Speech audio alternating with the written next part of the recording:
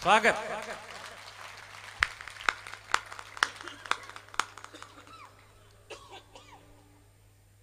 मैं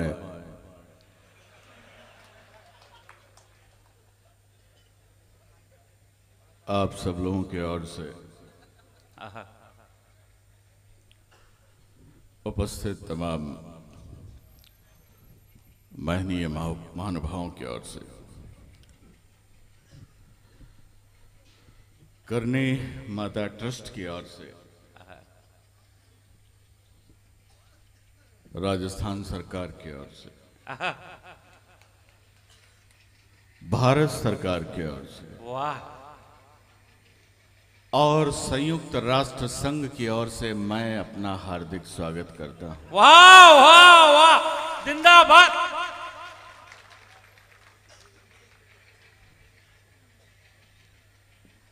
आप लोग तो स्वागत की मुद्रा में बिल्कुल हैं नहीं। अब हम राजस्थानी लोग हैं साहब, खुद की इज्जत खुद के हाथ में है। आपने जो अभी पुलिस की इज्जत की है, कल आपकी इज्जत उनके हाथ में हो सकती है। क्या बात है, जिंदाबाद।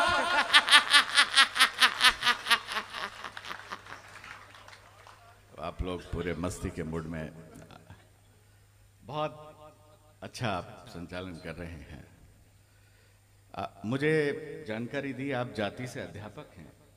जाति से तो ब्राह्मण हूं, कर्म से अध्यापक हूं। ये बड़ा द्वंद्व में रहते थे कमल जी। एक दिन उन्होंने मुझसे पूछा, मैं क्या करूं, बच्चों को भी पढ़ाता हूं, कविता भी करता हूं, मैं क्या करूं? मैंने कहा एक काम करो, एके साधे सब सधे, एक काम करो तरक्की करोगे। इन्होंने बच्चों को पढ़ाना बंद कर दिया। वाह वाह वाह। और तरक्की की कि आप लोगों के सामने बैठे।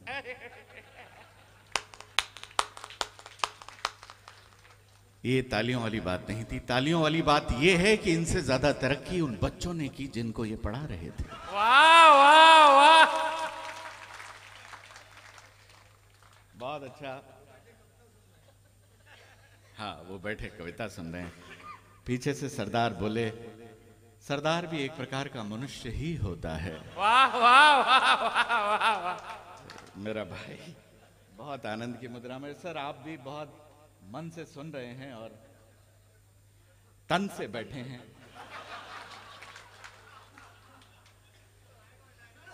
ऐसा होता है। मैं खुद ऐसा शरीर प्राप्त करना चाहता था, पर कुछ तकनीकी कारणों से ऐसा संभव नहीं हो सका। वाह वाह वाह वाह, अद्भुत दादा।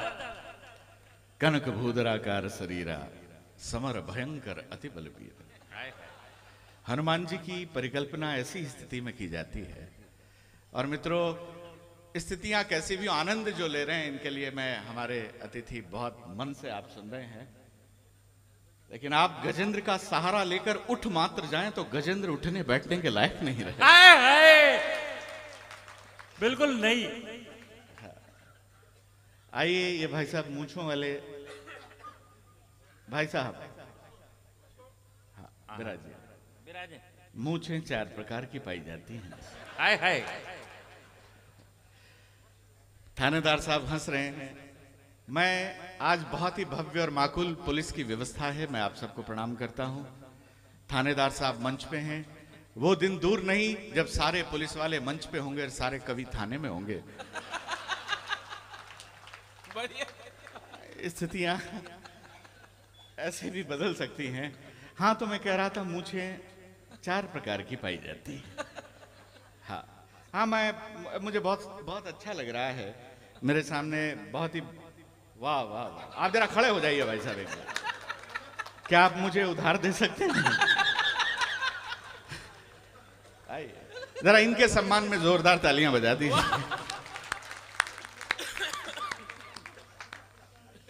क्या शुभ नाम सर आपका? मनोज दान साहब। तो भाई साहब मैं कह रहा था मूंछें चार प्रकार की होती हैं। पहले प्रकार की जो मूंछ होती है भाई साहब, वो होती है पुच्छ मुछ। पूंछ के समान मूंछ पाई जाती है। आप देखिए, ये मेरा अपना सोच का तरीका है। श्रेणीदान जी यहाँ बैठे हैं, रविंद्र आनंद लेना। पुच्छ मुच्छ थानेदार साहब, दूसरे प्रकार की होती है गुच्छ मुच्छ। ऐसे भाई साहब की तरह एक गुच्छा सा लगे, जरा कैमरा इन पर डालें एक बार आप, बहुत सुंदर, एक मूंछों का गुच्छा सा होता है। और तीसरे प्रकार की मूंछ होती है, वो होती है समुच्च मुच्छ, जैसे हमारे थानेदार साहब की मूंछ, बिल्कुल सिमेट्री में काटी हुई। ऐसा लगता है जब कभी भाभी जी को टूथ ब्रश नहीं मिलती होगी तो मूंछों पे पेस्ट लगा के दांत साफ कर लेती।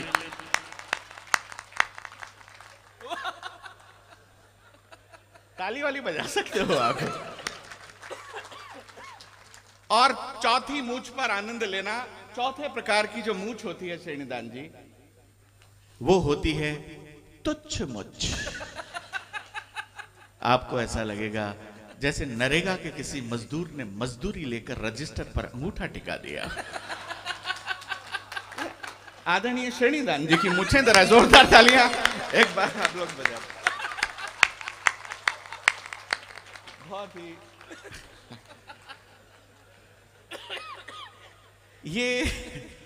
ये जो चंड मुंड अपना रुंड लेकर अचानक झुंड में आ गए।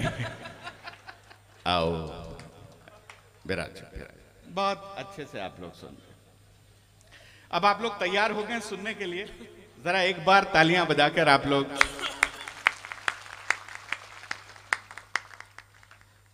ये तालियां आपकी कमजोर थी, वो एक कमजोर कवि को और अधिक कमजोर कर सकती है।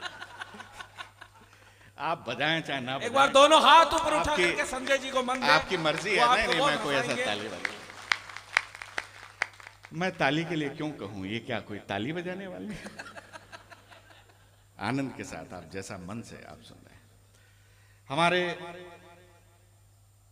भाइयों ने बहुत सी बात की, ये अभी कहां अंतर्ध्यान हो गए हैं। ये प्रातःकालीन मुद्रा में स्वच्छ भारत अभियान की गति को आगे बढ़ाता हुआ ये बहुत beजी से जा रहा है। लगता है इसे आ रहा है, लेकिन ये जा नहीं पा रहा।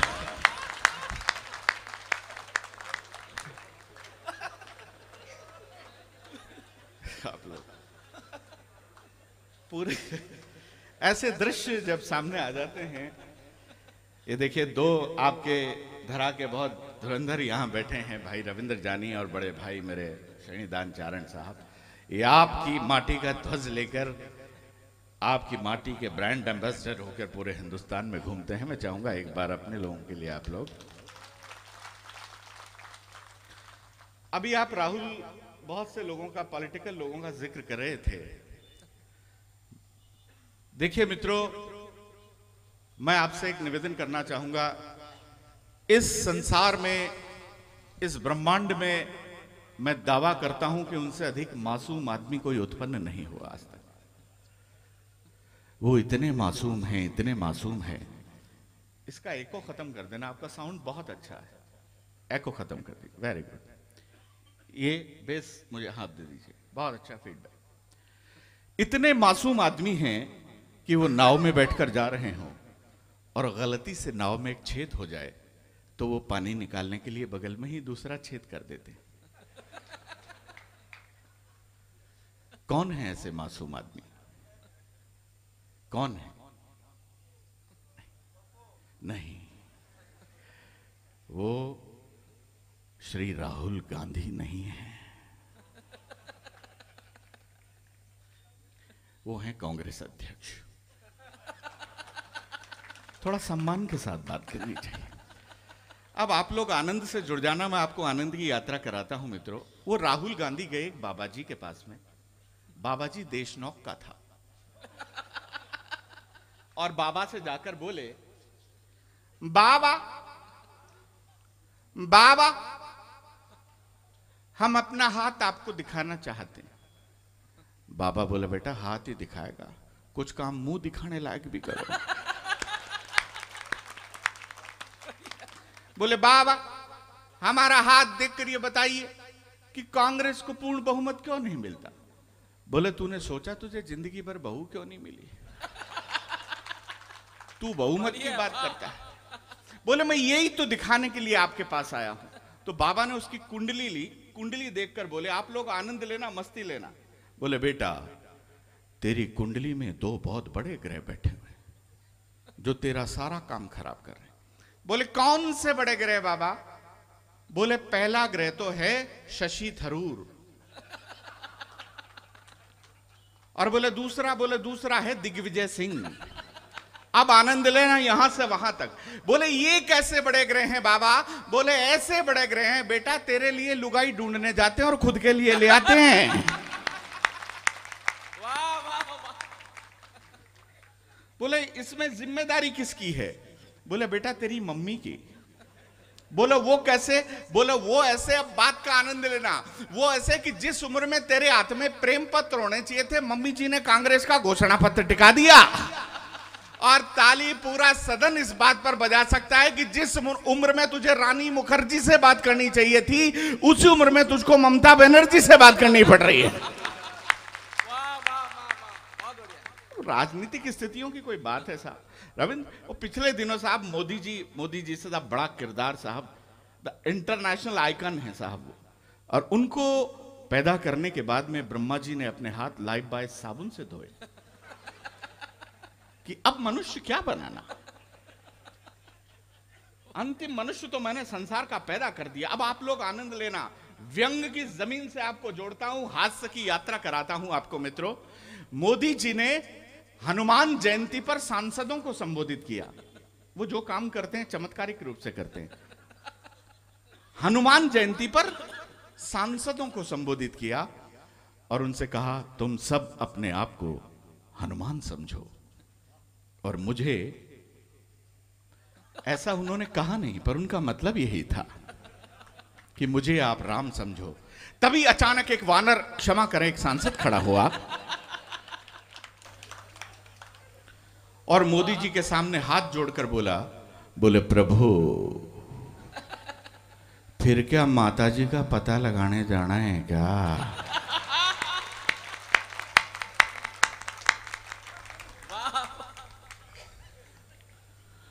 मोदी जी ने योगी जी को बुलाया, बोले मिस्टर योगी इस सांसद का नाम क्या है? योगी जी बोले बदलना है क्या? बोले इसका नाम क्या है? बोले यूसी अंबवत। मोदी जी ने कहा इसको पीछे ले जा और तूसी लंबवत कर दे। हर काम साहब उनका अलग अलग स्टाइल है करने का अलग। अब मैं आपको सही आंकड़े बता रहा हूं, सरकारी लोग यहां बैठे हैं, कि अभी हिंदुस्तान में डेथ रेट कम हुई है, भारत में मृत्यु दर कम हुई है। यह बात यमराज को पता लगी। यमराज ने अपने पीएस चित्रगुप्त को बुलाया और चित्रगुप्त से बोले मिस्टर गुप्ता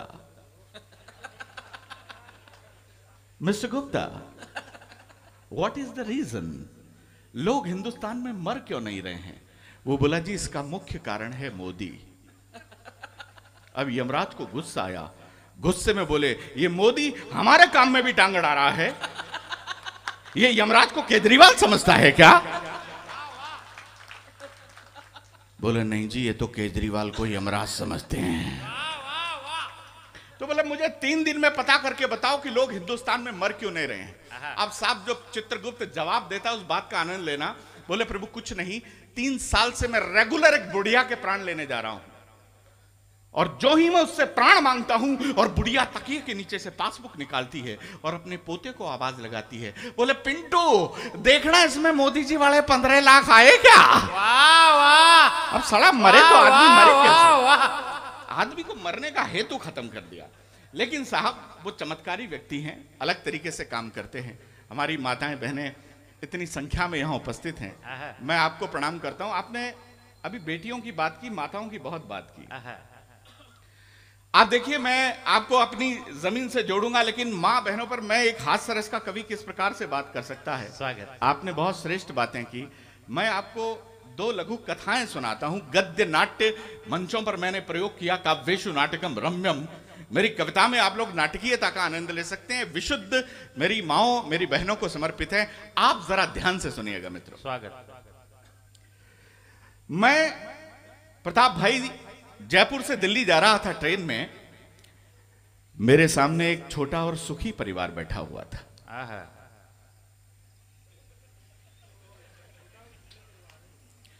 छोटा और सुखी परिवार बैठा हुआ था, अर्थात एक पति, एक पत्नी और 2 बच्चे।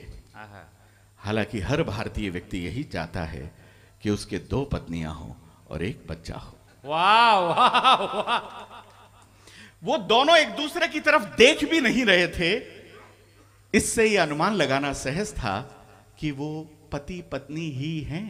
वाह वाह वाह।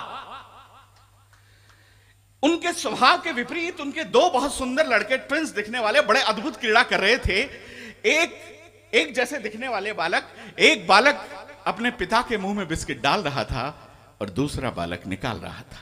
हाय हाय हाय। मैंने उससे पूछा, भाई साहब ये दोनों बालक आपके हैं? वो बोला, निसंदेह निसंदेह ये दोनों बालक मेरे हैं, लेकिन इनमें दोनों बालक नहीं हैं, एक बालक है और एक बालिका है। मैं अपनी बहनों का आशीर्वाद चाहूंगा। बोले, बालक कौन और बालिका कौन? तो पिता बोला, ये जो मेरे मुंह में बिस्किट डाल रहा है ये बालिका है, हाय हाय। और जो निकाल रहा है वो रविंद्र जानी है। मित्रों, बेटी का सम्मान मैं बहुत करता हूं और विशेष रूप से मैं ससुर की बेटी का सम्मान करता हूं। हाय हाय। क्या मुझे याद है भाई, वो ये रविंद्र गया एक बाबा जी के पास में। बाबा जी देशनोक का था। बोले, रे बाबा घराड़ी बस में नहीं आती। बोले, बेटा बस में नहीं आती तो कार में ला। हाय हाय। बोले, कार में नहीं बाबा, काबू में नहीं आती, कंट्रोल में नहीं आती। तो बाबा ने इसके 6-7 चिमटे मारे। बोले, साढ़े मेरी आती तो मैं बाबा जी होता क्या? हाय हाय। अब आपको आनंद की यात्रा कराता हूं, इन दोनों में संवाद होता है, उन संवादों का आप लोग आनंद लेना। अरे बोले, बाबा मुझे तो आज तक ये समझ में नहीं आया कि ये लुगाई चीज क्या है। आज 9वीं पर बोलता हूं साहब। बोले, मुझे तो आज तक ये समझ में नहीं आया कि लुगाई चीज क्या है, ये नारी चीज क्या है। बाबा देशनोक का था, श्रेणीदान जी जैसा था। बोले, बेटा नारी पावर है, नारी शक्ति है। अरे बोले, पुरुष क्या है? बोले, ये बेचारा सहन शक्ति है। वाह वाह वाह। अरे बोले, बाबा मुझे तो आज तक ये भी समझ में नहीं आया कि ये शादी क्या है, विवाह क्या है। बाबा की बात का आनंद लेना। बोले, बेटा शादी 2 आत्माओं का मिलन है।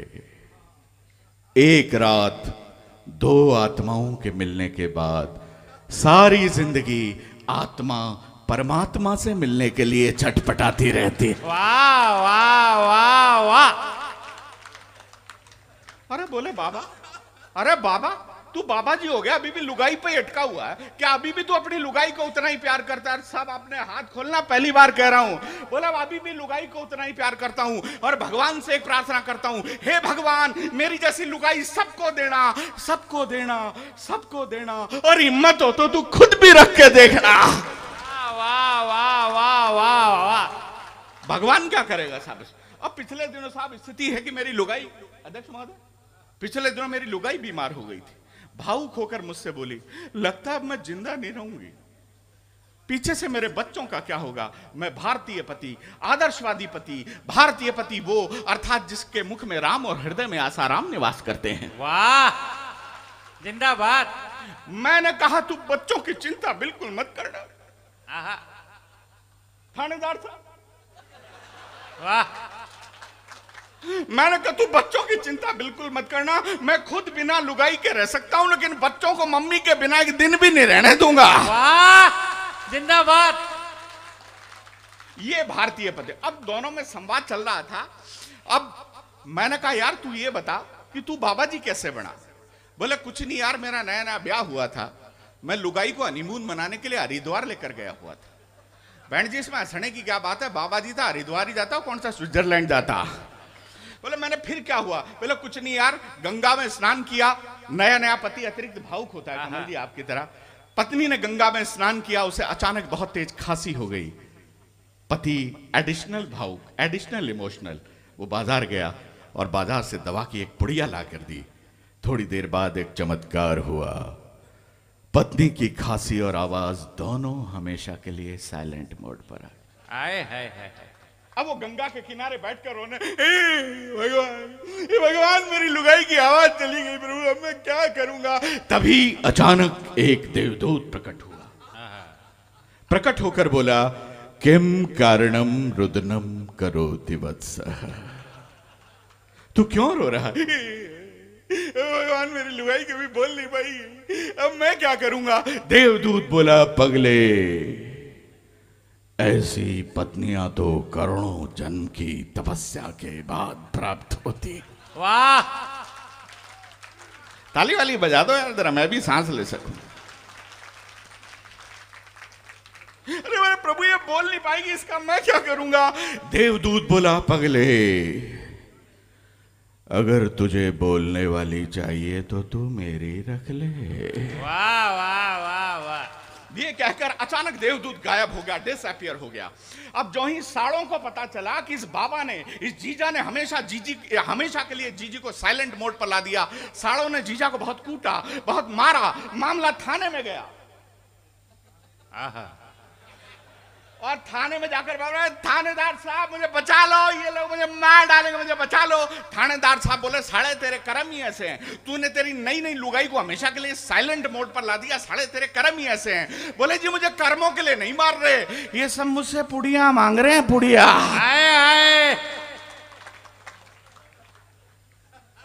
थानेदार साहब बोले, पुड़िया मांग रहे यार, लगता है तेरी लाइफ को खतरा है। इन्होंने ऑर्डर दिया कांस्टेबल को, इनको बगल वाले लॉकअप में बंद कर दिया जाए, कल हम खुद इनके बयान लेंगे। आप जो समझ रहे हैं वो बात बिल्कुल नहीं है। अब थानेदार साहब हाथ में गीता लेकर दूसरे दिन लॉकअप में गए और जाकर बोले, बाबा गीता पे हाथ रख के कसम खा, जो कुछ कहेगा, सच के अलावा कुछ नहीं कहेगा। बाबा ने गीता पे हाथ रख के कसम खाई, जो कुछ कहूंगा, सच के अलावा कुछ नहीं कहूंगा। थानेदार साहब बोले, एक पुड़िया और है क्या? वाह, ताली बजा दीजिए। हम सब इन्हीं पुड़ियाओं की तलाश में हैं।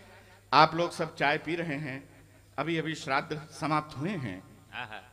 और देखिए मित्रों, मैं केवल इस धार्मिक मंच पर ये बात आपसे कहना चाहूंगा कि शास्त्रों में कहा गया है कि आत्मा और परमात्मा को परिभाषित किया गया है। शास्त्रों में एक वृक्ष पर दो पक्षी बैठे हैं, एक फल है, एक पक्षी खा रहा है, एक देख रहा है।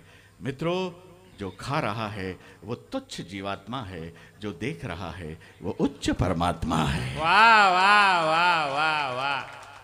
आइए, पर्यटन का पर्व चल रहा है, मैं आप लोगों को एक आनंद की यात्रा कराता हूं साहब, और बीच में एक छोटा सा व्यंग आपको सुनाता हूं। मां करणी मां के इस मंच पर मैं बोलना चाहूंगा मित्रों, बेटियों पर एक बात और।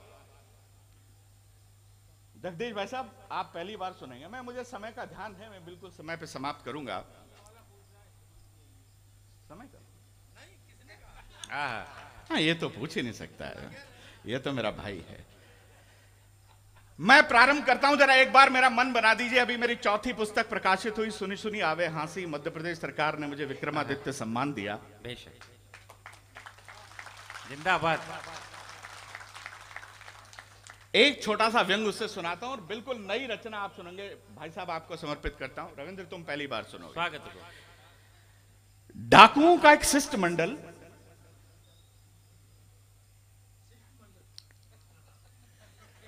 बताओ।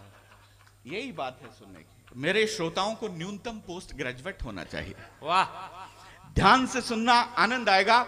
डाकुओं का एक शिष्टमंडल अपनी दैनिक क्रिया से निवृत्त होकर सिविल लाइन स्थित अपने निवास जा रहा था। वाह, क्या बात है, अद्भुत। रास्ते में एक तवायफ का कोठा आ रहा था। हाय हाय। तो जूनियर डाकू ने सीनियर डाकू से कहा, सरदार यहां एक करारी कटारी रहत है, हाय हाय। गर हुक्म होए तो एक रात यहां काटी जाए। थानेदार साहब, बड़े डाकू ने, सीनियर डाकू ने छोटे वाले के कंधे पे धौल जमाया और कहा, वाह क्या बात है, तुम यहां ठहरो, हम अभी आते हैं। वाह वाह वाह। समझ रहे हो तो मुझे बता दो। जोरदार एक बार ताली बजा करके। तो बड़ा डाकू ऊपर गया और तत्काल नीचे आ गया और छोटे डाकू से बोला, अरे शंभू शंभू, तनिक कुछ तोहार जेब में पैसा हो तो निकालो। तो छोटे डाकू को गुस्सा आया, क्या कहे तो सरदार, इस छिनाल ने हमरे सरदार से पैसा मांगा। ई छिनाल ने हमारे सरदार से पैसा मांगा, ई का अपनी जान प्यारी नहीं है का, ई अपनी जिंदगी की हेटी है का। ये दृश्य ऊपर से वो तवायफ देख रही थी, ई अपनी जिंदगी की हेटी है का। डाकू बोला सही कहा रे शंभू, ये अपनी जिंदगी की हेटी है, पर ईका हम कछु भेंट दिया चाहे रही, क्योंकि हमरे गांव की बेटी है। आए आए, जिंदाबाद जिंदाबाद, बहुत बारीक व्यंग। और अंतिम पंक्ति पर एक एक श्रोता अपने हाथ खोलेगा। छोटा डाकू बोला कहा कह तो सरदार, का कह तो सरदार, एक कलयुग है कलयुग, द्वापर और त्रेता नहीं। डाकू बोला शंभू, हम डाकू हैं डाकू, बाबा और नेता नहीं। वाह, बाबा और जिंदाबाद जिंदाबाद संजय जी। मैं एक व्यंग आपको, आप बहुत शानदार तरीके से सुन रहे हैं मित्रों, मैं आगे बढ़ाता हूं। मित्रों, हम भ्रष्टाचार को समाप्त करने की बात करते हैं। पिछले दिनों मैं डालास में था, अमेरिका। वहां एक एम्प्लॉयमेंट बॉक्स होता है, उसमें आवेदन डाला जाता है, नीचे से रिजल्ट निकलता, सिलेक्ट और रिजेक्ट का। एक तकनीकी पोस्ट के लिए विश्व के समस्त मेधावी विद्यार्थियों ने आवेदन किया। सबसे पहले आवेदन अमेरिका वाले ने डाला, नीचे से लिखा हुआ निकला रिजेक्ट। फिर आवेदन जापानी ने डाला, नीचे से लिखा हुआ निकला रिजेक्ट। फिर आवेदन पाकिस्तानी ने डाला, नीचे से लिखा हुआ निकला कृपया फार्म ठीक से भरें। वाह वाह वाह। अब साहब ऐसा देश नोक का बहुत मस्त मौला आदमी बोला अब की बार मैं ट्राई करके देखता हूं। तो पट्टे ने फार्म भरा, न हस्ताक्षर किए, न फोटो चिपकाई, न डॉक्यूमेंट लगाए, फार्म को मोड़ा, बक्से में डाला, नीचे से रिजल्ट निकला सिलेक्ट। वाह। अब सारे लोग पागल हो गए, मान मिरेकल मिरेकल, मान तुम कोई गॉड है, तुम कोई भगवान है, तुम ये चमत्कार कैसे किया? बोले कुछ नहीं, मैंने इंडियन टेक्निक का इस्तेमाल किया। सुन लीजिए, बोला मान ये कौन सा इंडियन टेक्निक है? बोले कोई खास नहीं, फार्म के पीछे 2000 का नोट लगा दिया था। वाह वाह वाह, जिंदाबाद। ये हमारी इंडियन टेक्निक है। हम भ्रष्टाचार को समाप्त, और एक करणी माता के मंच से बोलना चाहता हूं, पहली बार सुनेंगे हमारे कुछ कवि मित्र जगदीश भाई साहब। ये भ्रष्टाचार कभी समाप्त नहीं हो सकता, क्योंकि ये भ्रष्टाचार पैदा हुआ सागर मंथन से। वाह, बेशक। सागर को जब मथा गया तो उसमें से 14 रत्न निकले, धेनु धनु धनवंतरी अमीय बाज गजराज श्री रंभा वारुणी। 14 रत्न निकले, जो 15वां और सप्लीमेंट्री रत्न था वो था भ्रष्टाचार। वाह। अब पहला भ्रष्टाचार संसार का यहां समाप्त हुआ, यहां से प्रारंभ हुआ कि सारी अच्छी अच्छी चीजें देवता ले उड़े, और दैत्यों के हिस्से में केवल 3 चीजें आई, एक जहर, एक शराब और एक भ्रष्टाचार। दैत्य इन तीनों चीजों को लेकर भगवान भोलेनाथ के पास गए, और भोलेनाथ से जाकर बोले हे भोले, दारू पर तो हमारा कॉपीराइट है। वाह वाह वाह। दारू पर तो हमारा कॉपीराइट है, ये दारू तो हम किसी को नहीं देंगे, लेकिन ये जो जहर है और ये जो शराब है, इन दोनों में से आपको एक चीज लेनी पड़ेगी। पहली बार आपका समर्थन मांगता हूं, व्यंग विद्रूपता और विसंगति आप तक पहुंचे तो। ये जो जहर है और ये जो शराब है, इन दोनों में से आपको एक चीज लेनी पड़ेगी। भगवान भोलेनाथ बोले अगर मैं भ्रष्टाचार को भी अपने गले लगाऊं, इससे तो अच्छा मैं जहर पी जाऊं। वाह, जिंदाबाद। भगवान भोलेनाथ ने भी भ्रष्टाचार लेने से इनकार कर दिया। अब बचा भ्रष्टाचार, जो दैत्यों के हिस्से में आया। दैत्यों ने उसे मजबूरी में अपने गले लगाया, और परिणाम स्वरूप, चमत्कार स्वरूप, दैत्यों ने अपना अगला जन्म भारत में सांसदों और विधायकों के रूप में पाया। सांसदों और विधायकों के रूप में पाया। सांसदों विधायक। हमारे भाइयों ने बहुत अच्छी अच्छी बात की, राम की बात की, रावण की बात की, लेकिन मैं आपको बताना चाहूंगा, हमारी माताएं बहनें बैठी हैं, रावण के बारे में पंडित जी इतने विद्वान थे, और वो कहते हैं कि सीता को उन्होंने छुआ नहीं। ये मैं प्रामाणिक रूप से कहता हूं। भगवान वाल्मीकि लिखते हैं अभिगम्य सुदुष्टात्मा रावणम काम मोहितम जग्राहम रावण सीता बुद्धखे रोहिणी मिवा। रावण ने सीता को इस प्रकार से उठाया जैसे बुद्ध अपनी मां रोहिणी को उठाते।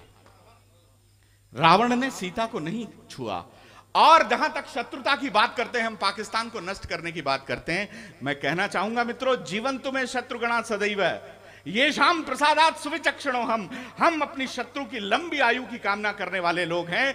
हम मर्यादा पुरुषोत्तम राम के वो लोग हैं जिन्होंने शत्रुता में भी मर्यादा निभाई। वाह। और आपको याद होगा वही आचरण हमारे सैनिकों ने किया कि उन्होंने मेघनाथ का शव समर्पित किया पत्नी सुलोचना को, उसका दाह संस्कार करने के लिए। तो हम उस भारत के वासी हैं। जरा एक बार तालियां बजा दीजिए आप लोग। अभी कारगिल की बात कर रहे थे, मैं 4 पंक्तियां समर्पित करता हूं, अपनी भावनाओं को विराम देता हूं मैं। मित्रों, ये भारत की मां का कलेजा है। सरदार भगत सिंह को फांसी दी जा रही थी और उनसे मिलने के लिए उनकी मां जेल में जाती हैं और वो बहुत भाव विवल हो जाती हैं।